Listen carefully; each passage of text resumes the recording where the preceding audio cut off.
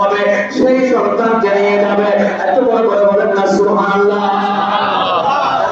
সহকারে আজকে মাহফিলে যোগদান করেছেন সবাইকে আন্তরিক মোবারকবাদ জানাচ্ছি। সবাই মারহাবা শুরু বলেন মারহাবা।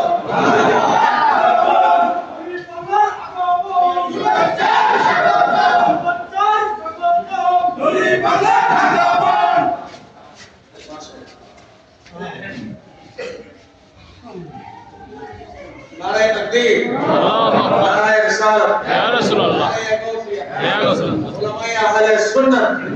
আপনারা জিনার অপেক্ষায় বসে আছেন, অত্যন্ত শ্রদ্ধেয় এবং জিনার সাথে আমার ঠান্ডাদারি দুই জায়গায় এবং এটা বলে যে বিভিন্ন জায়গায় একটার সাথে আমার মাহফিল হয়েছে।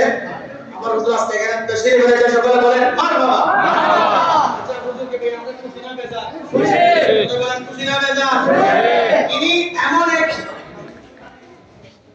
এমন এক সৈনিক, এটুকু বলবো জিনা এক কথা বলছি। আর আমাদের কাছে বলুন ফারুক আজমের সৈনিক আছে, আমিন বলেন আমিন। শুধু এটা পেয়েছি আমি পাঠাইছি, আর হুজুর আজকে এখানে আসছেন, আমরা সবাই দলে দলে এখানে চলে আসবো, মাহফিল শুনবো।